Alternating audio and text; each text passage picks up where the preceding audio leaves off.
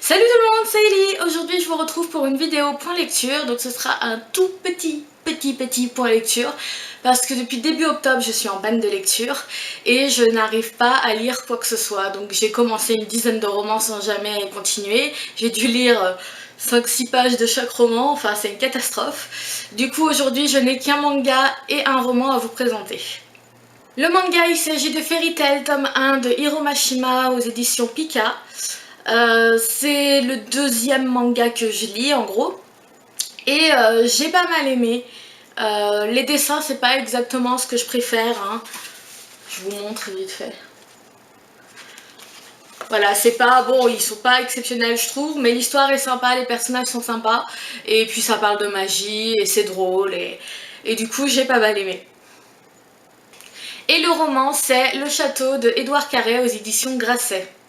C'était juste des noms de famille que j'entendais, rien que des noms. Certains chuchotaient, d'autres hurlaient, d'autres chantaient, d'autres vociféraient, d'autres prononçaient avec timidité, d'autres d'un ton hautain, d'autres encore d'une voix timide ou honteuse.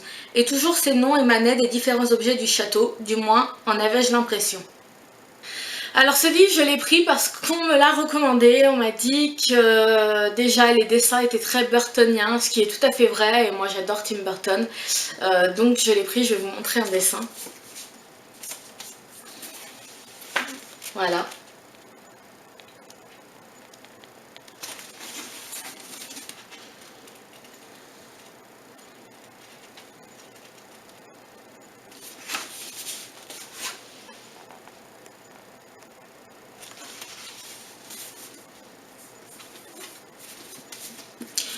Au départ, je ne l'ai pris que pour ça, parce que la couverture me plaisait et qu'il avait l'air très étrange et en fait, il l'est, vraiment. C'est un roman hyper étrange à lire, à comprendre. Enfin, l'histoire notamment est étrange, les personnages sont étranges. Enfin voilà, si je devais dire qu'un mot, ce serait celui-là. D'ailleurs, je l'ai répété 10 fois, mais bon. Et par contre, j'ai beaucoup aimé. Alors de quoi ça parle? Ça parle de Claude Ferrailleur qui est un garçon qui vit dans un énorme manoir au milieu de détritus dans la ville de Londres. C'est un peu un Londres parallèle à celui qu'on connaît. Et sa famille est très riche et gère un peu toute la décharge. Et lui, contrairement au reste de sa famille, il entend les objets chuchoter des noms. Donc on va avoir... il est un peu... Donc il est un peu mis à l'écart, hein. Il est considéré comme étant étrange et fragile en plus de santé, donc sa famille a un comportement très particulier avec lui. Et on suit en parallèle Lucy Pennant qui est une orpheline qui se retrouve dans ce château du jour au lendemain pour servir la famille Ferrailleur. Et ils vont se rencontrer et avoir des péripéties, voilà. Je n'en dirai pas plus. Malgré que ça se passe que dans un seul endroit, on arrive à avoir de l'action, on arrive à avoir de la romance, de l'amitié, et ça m'a beaucoup plu. Mais il reste très étrange comme livre, parce que on n'a pas l'habitude en fait d'avoir une relation pareille avec les objets. Enfin, sans être matérialiste, on a tous des objets, voilà.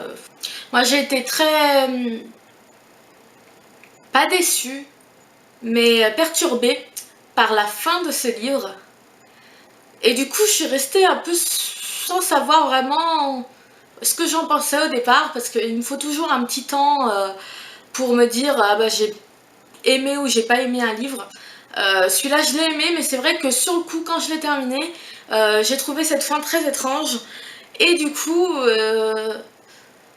j'arrête pas de dire étrange, hein. Mais du coup, ça m'a fait... ça m'a donné envie de lire la suite. Après, je ne sais pas tout à fait qui on suivra dans cette suite, donc ça me dérange un petit peu. Parce que... ah non, mais je peux pas vous spoiler quand même. Bref, c'est un livre sympa, très étrange, mais sympa. Voilà, ce sera tout pour aujourd'hui. J'espère réussir à recommencer à lire et pouvoir vous faire un peu plus de vidéos parce que là j'essaye, à chaque fois je suis en retard sur mes publications de vidéos.